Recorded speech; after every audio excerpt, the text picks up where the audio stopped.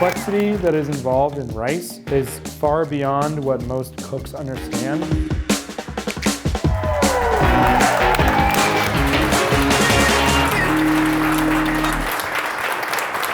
So we're cooking a dish.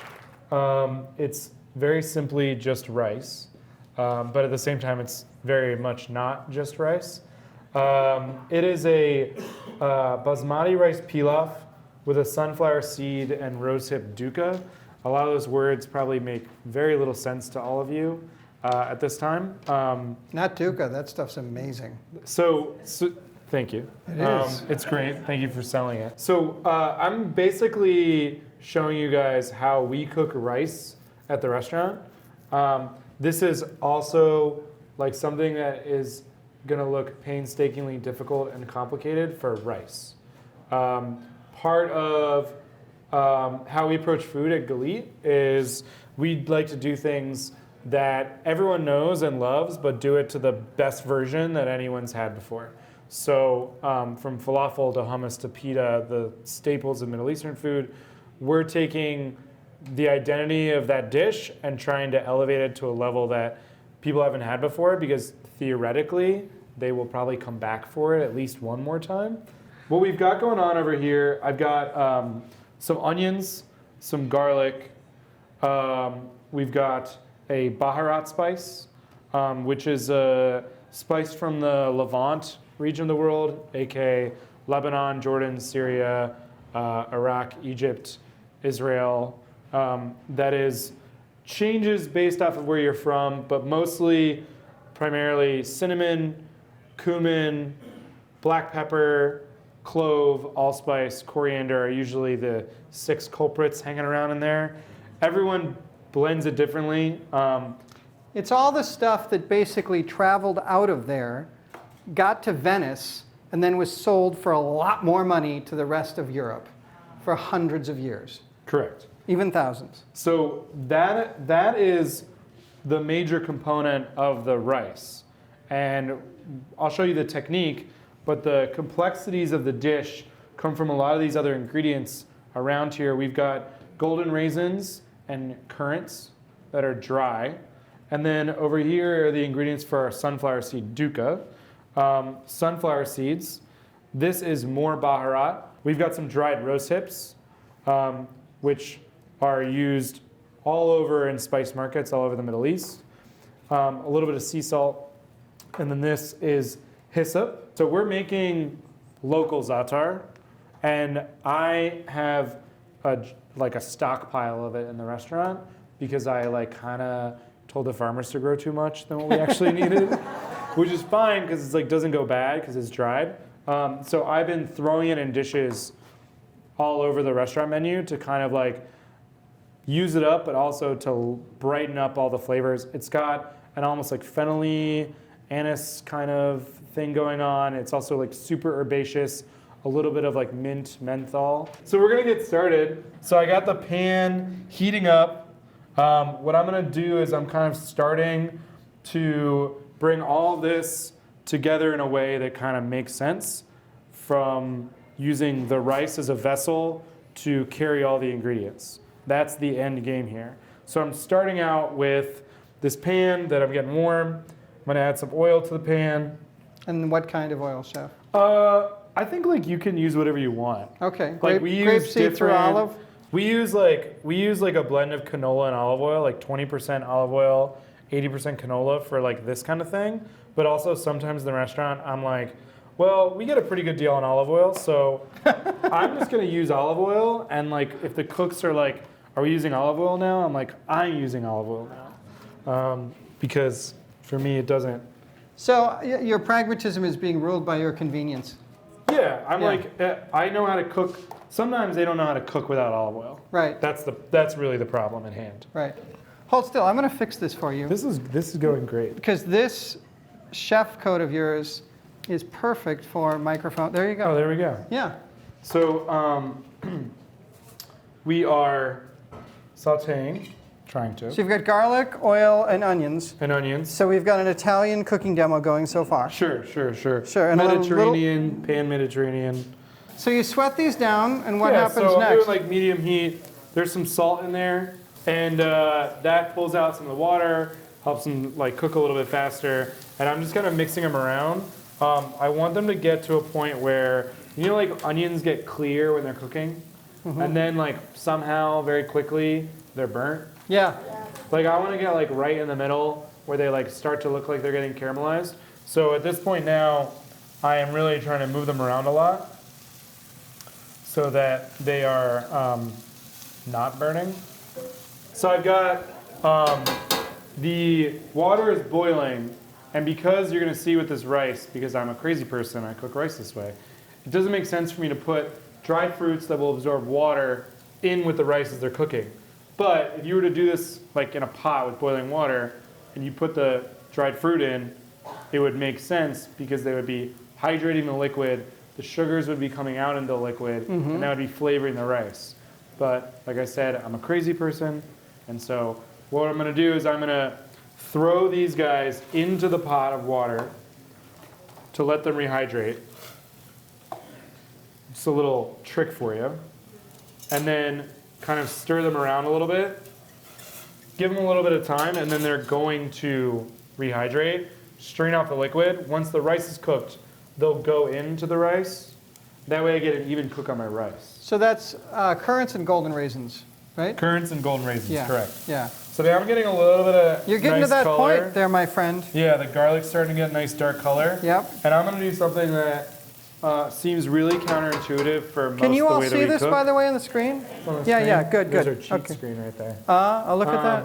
So I was looking at you. I'm going to throw the Vollrath in here, and the pan is still on low heat. And what I'm doing is I am moving all of this around, and it's going to stick like a little bit. So sort of a fond that you just created Yeah. instead of building up. But if you were standing right here, put your head over the hot pan. I'm not going to hurt you. What's going on? That smells marvelous, and the first thing that is burning, or not, but coming up, is a little bit of that cinnamon and clove. Yep. Ooh, Yeah, live frickin' one. stuff Well, look everywhere. out, catfish. So I'm moving this Jumping. around because I'm trying to not burn anything. Yeah. But I'm trying to really coat all these onions in the spices. So it's a little and bit like the Indian. toasting. Yeah, you're blooming Yeah, the it's like spices. curry. Yeah, it's you're very blooming much the like spices. making an Indian curry. Sure. Okay. So I've got my onions and garlic. That is now. How about that Vollrath pan, though? Yeah, that's a heavy guy. Seriously. Also, I need to go to the exercise gym or something. The onions and garlic now have like all that Vollrath. It's toasted on there. It's absorbed all the fat. That is now like going to be a way for us to put flavor onto our very boring plain basmati rice. Doing this technique is pilaf. We use it in like almost every grain that we make, except for couscous, which is a whole different process. Which actually I think I should have done instead of the rice. It's way cooler. You don't say that in We the can't microphone. change it though. Now don't- it's too late. They're right there. They're literally right there. Zach, everyone's right there. So guys, the next part is the part where I come off like a crazy person. So we've got these Vollrath hotel pans. These are commercial cooking equipment. Anything that you do, like if you're going to do something like this, I would probably get this exact thing. This is called a 200 or a 2-inch hotel pan. This makes a lot of rice. If you're going to make for a large dinner party, this is like a way to make rice that's going to really impress people. We're going to do some weird stuff to this, you'll see, but I like to put plastic wrap on them to keep steam in a lot of situations. This is one of them. They have these like super awesome ridges in the back where you can actually peel off easier, whereas the other one's like just kind of like bakes into it and you never get it off, and then you're just worried that you're poisoning people with BPA. But the health department never shows up, so it's fine. Well, they never look at the pan. Yeah, sure. Yeah. We've got our basmati rice. This is a long grain basmati. I got the onions here. I took them, I spread them out really nicely on this sheet tray, and that spreads them out to the surface area so they cool really quickly. So I've got cooled down onions and garlic. with our Vollrath spice. You can honestly put anything you want spice-wise. Vollrath goes really well with the dried fruit. You could do paprika and cumin and turmeric, and that would be delicious with like prunes, or not use dried fruit if you like don't like dried fruit.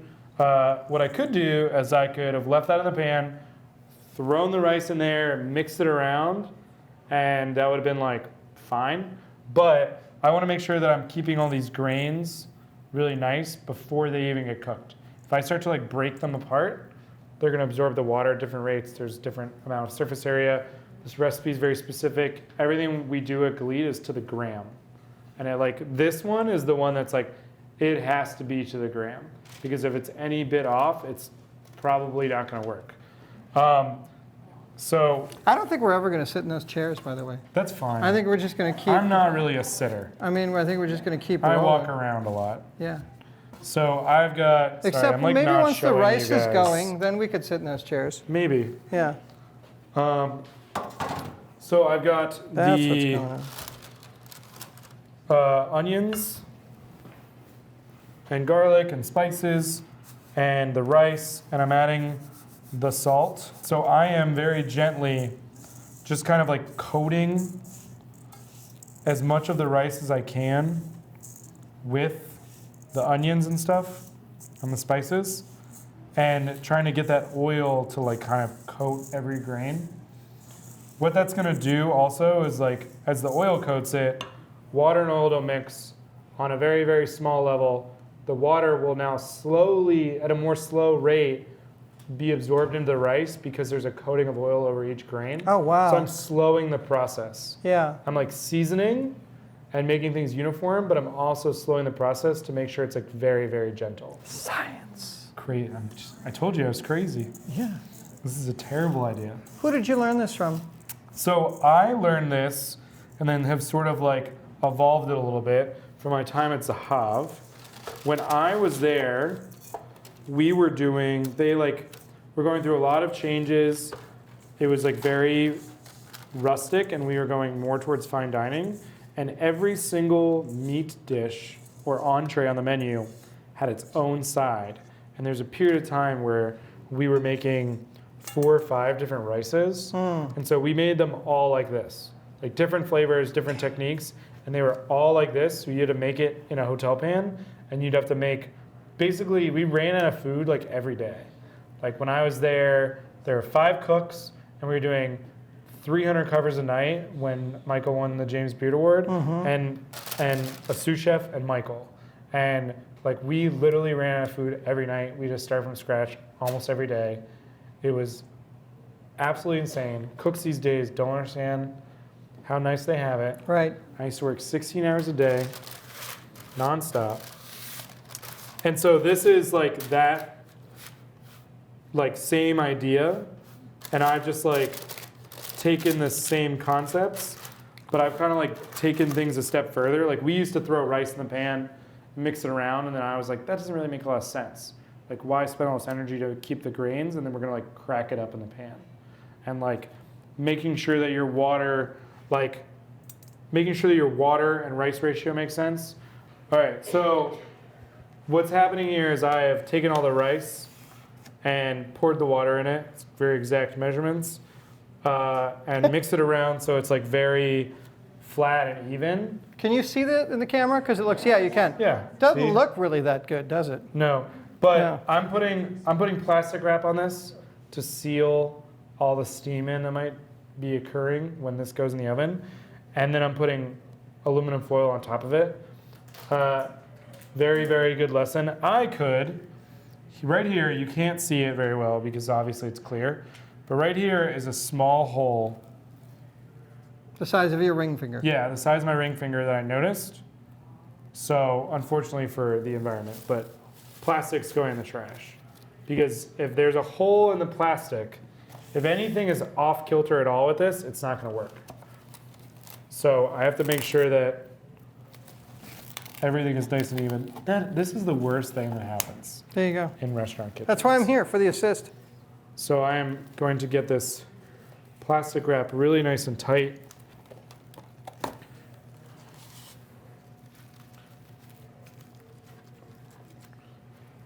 Try and wrap it around the bottom. Just make sure it's like all the way around. It's not gonna like seal around here because it doesn't have anything to like stick to. But I'm just trying to stretch it as much as I can over the edges. And then the aluminum foil will make it a tight. The aluminum foil. And the big thing with the aluminum foil is if that rips, start over again, man. Because it's not gonna work. I have the cooks always like, they like have a hole in it and they put like one piece of aluminum foil in there. And they pull it out and I'm just walking over, I'm like, it's not gonna work. Never works. So aluminum foil. And this gets bunched up. I'm gonna need another one, please. Oh, for God's sake. Yeah, told you. So this goes all the way around. Try not to rock the boat too much. And these Vollrath pans, they have these like ledges underneath. Little lips. Little lips.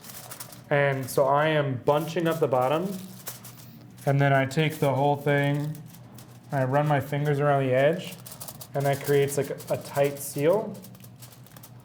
If you use a heavy-duty aluminum foil, you can do one. This is a lighter one, so I'm gonna do two. You guys know the difference between heavy-duty and non-heavy-duty? It's like the gauge, the thickness of it. And I just know that this stuff is not going to hold the heat in like I want it to. So this is 350. 350, low fan. I'm going to try and keep this very, very steady and level. And this is going to go in. And then this is the last little thing, just to make sure that nothing got moved around a little bit. Just going to give it The jiggle test? a little shimmy. Oh, shimmy. So Oh. anything that might have been moved around kind of like settles in the water. That's gonna go in the oven. And then we're gonna do a timer for 30 minutes. So this one's pretty complicated too. You're gonna Have one small have a sheet tray, sesame seed. right? And we're gonna put the sunflower seeds on the tray. And we're gonna spread them out really evenly. Single layer, please. It's gonna go in the oven. We're gonna do a little TV magic here too, okay? So one in the oven, toasted for about 5 minutes. All right. And then once they come out and they're cool, you want a nice golden brown color, roasted toasty. You can smell them. They're quite delicious. This is a sunflower seed dukkha, or dukkha, whichever you would prefer. This one is a little bit like It all started with non-traditional. This is not really like a dukkha per se, but it is in that it's like nuts and dried fruits and leaves and yada yada. But this one I find is really great in terms of adding complexity and flavor to the rice. So it's just these things in a bowl. That's it. And you can do anything you want. You don't have to follow the exact recipe. So these are the fried onions and garlic. Pretty cool. You can cut these up, tear them up, however you feel like it. When you mix all this together, It's beautiful. it makes a very beautiful topping. Yeah, it really is beautiful. And it's all about texturally what's going on in a dish. You're gonna have separate grains of rice. You're gonna have the juiciness from the dried fruit. And then you have crunchy, chewy, spicy all going on. And there's like a lot of flavor happening. And everything kind of ties together, but it's all very like polarizingly different. Use stuff that's super floral, super herby, super baking spicy, like oniony, like strong onion flavor, all happening. So this is what it looks like. It's steaming.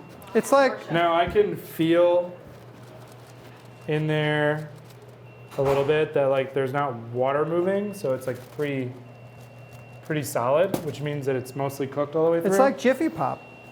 Yeah. I don't know what that is. I'm not from the Midwest. I'm just playing. So this is not done. This slowly boiled and steamed for 30 minutes, which is like exactly the amount of temperature that it needs, like time and temperature that it needs. And then I'm gonna actually let it, come on guy. I'm actually gonna let it steam for 15 minutes. So cook for X number of minutes, steam for half the time. Here's our rice. For the most part, it looks pretty good. I think we did a good job. Yeah, it looks pretty good. If anybody didn't seal it properly, Kyle, it was you.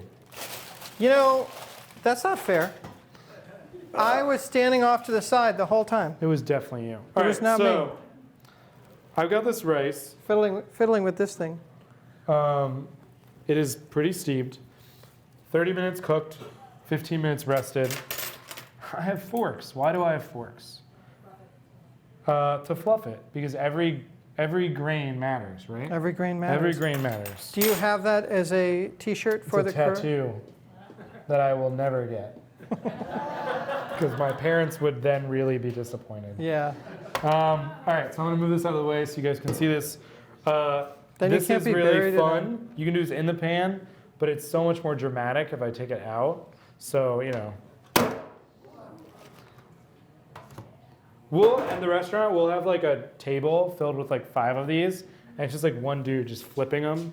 It's like very ratifying. It's like that scene in Salt, Fat, Acid, Heat where she flips the... I actually haven't seen it. Oh, Is that come crazy? on. Samin's lovely. I Dude, like it. I'm busy. You know, gotta. Just do busy. yourself a favor. All right, so all this rice, and then what I'm doing is I'm gently, with the tines of the fork. Tines is a fun word, huh? Tines is a beautiful word.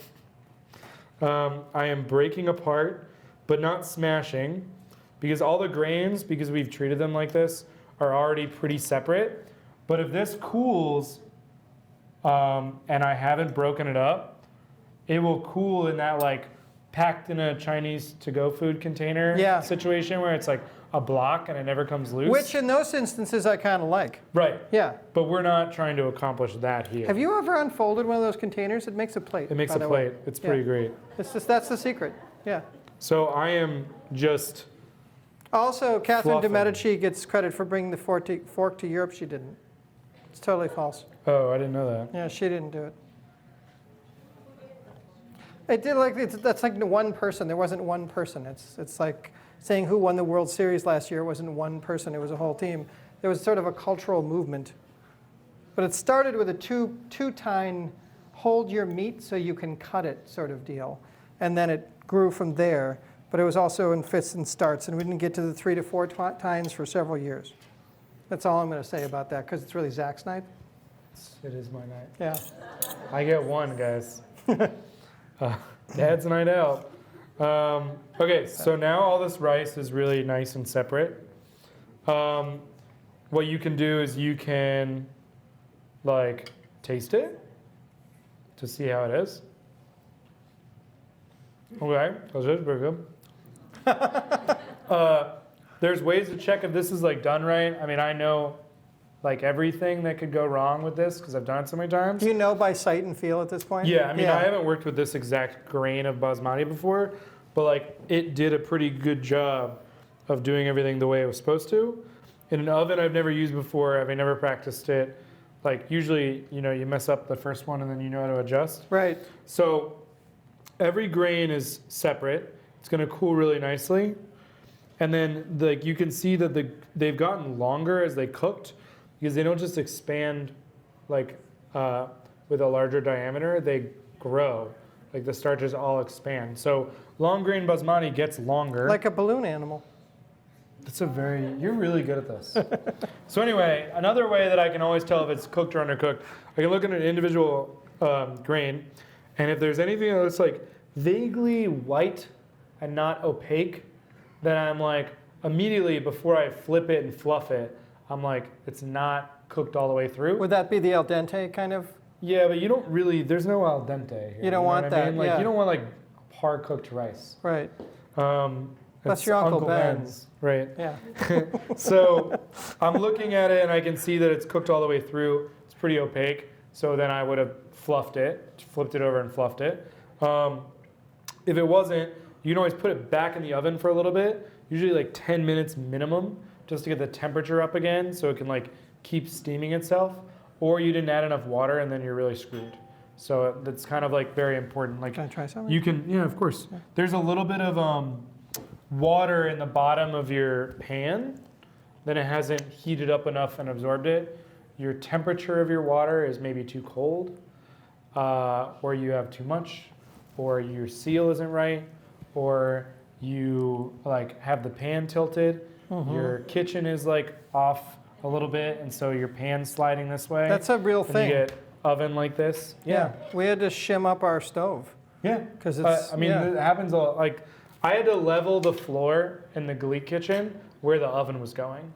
Yeah. Like the contractor thought I was crazy, but I knew this was gonna happen. Right. So I took a level and was like, "Hey man, we need to like fix this tile like by a 1/16 of an inch, so the thing sits." And then the oven goes in and the casters, and before it goes on, leveler inside every shelf on the oven. Right. All that, because I know the cooks are gonna like, you know, they're just gonna do their thing, and then we're never gonna figure out why. And it's like, obviously, the pan's not even. What else? I mean, seal's not done right. Your oven isn't calibrated, like any of that stuff. So like every grain matters, every detail matters. We actually made a pretty good rice. I mean, the gods were with us. Yeah. Yeah. Baruch Hashem. Here we go. So what I would then do with this situation right here is I would literally just take this. The situation. Yeah, situation right here. Take this and just kind of dump all these raisins, spread them all around, and the currants. And then, like at the restaurant, we put on gloves and like mix it very gently. But you still are trying not to break all the grains. Because every grain matters. That's right. And then this is cooled down. So at this point, our rice is made. So during service, we're just like warming it up. We just put it in like a steam oven situation and like keep it at a consistent temperature. And then it just goes into a bowl. So it gets exactly like this. It's like perfect grains with the raisins in it. And then we would scoop it into this. I don't know what was in this bowl before. Oh, it was the onions. Yeah, yeah. They brought us out the onions. Herbs are optional for you guys. Does the dukkha go on top of that? Herbs are mandatory at Galit. We like herbs. We spend a lot of money on herbs. They go on everything. Indiscriminate amounts of herbs.